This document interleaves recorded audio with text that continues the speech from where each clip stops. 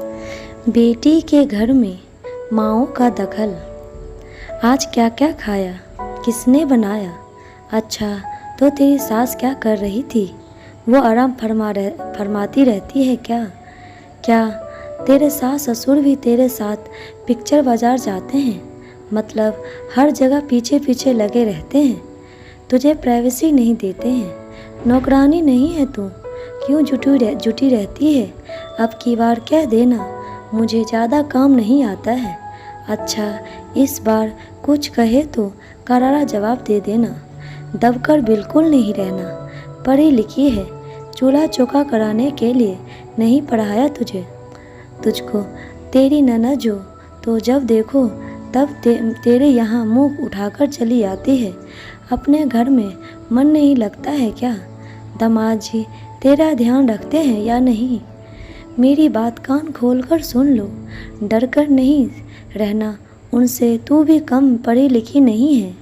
सब तो नहीं, परंतु कुछ माएँ ऐसे ही बातें करके अपनी शादीशुदा बेटी की ज़िंदगी में जहर घोलती रहती है।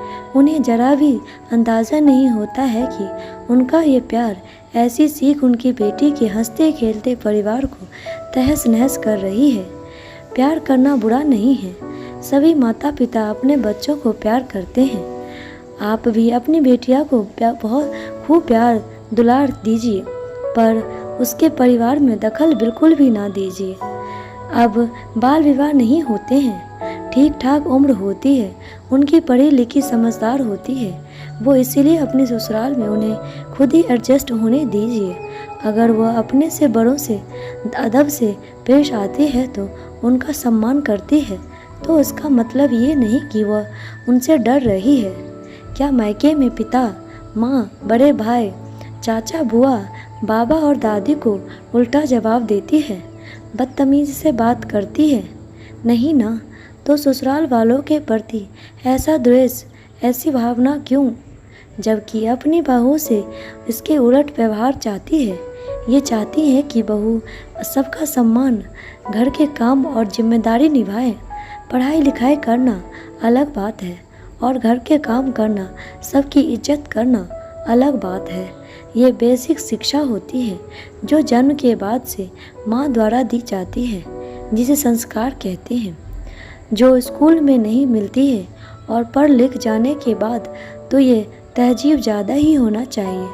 आजकल मोबाइल फ़ोन हो गए हैं, जिनसे फ़ायदे हैं तो कुछ नुकसान भी। लोग रोज़ ही घंटों बातें करते हैं, और जब बातें घंटों में होगी तो स्वाभाविक है कि कुछ बातें ऐसी होती है जो नहीं होनी चाहिए।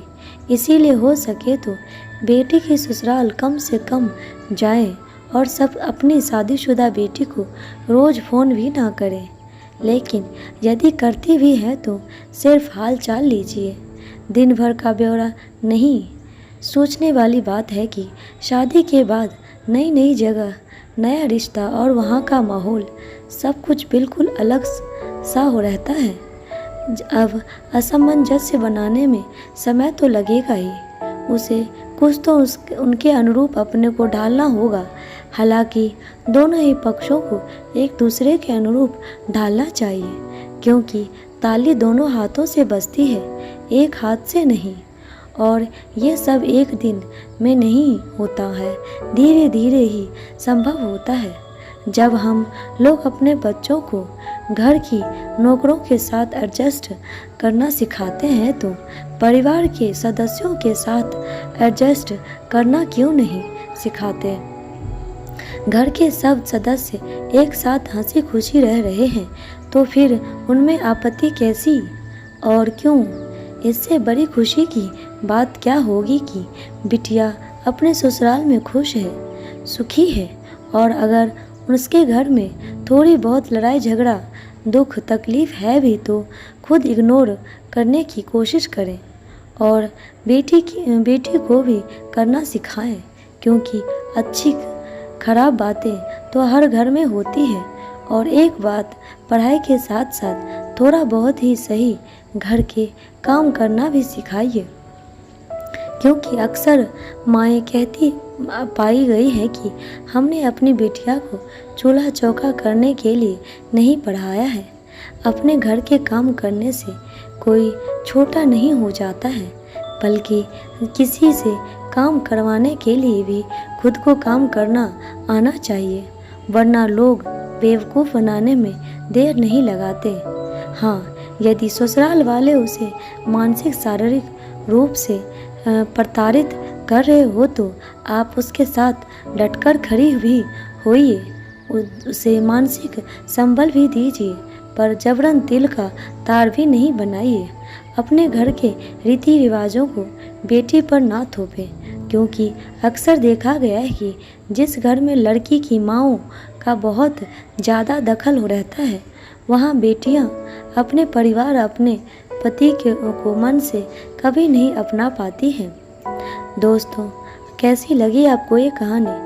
कमेंट बॉक्स में ज़रूर बताइएगा और लाइक शेयर सब्सक्राइब ज़रूर कीजिएगा।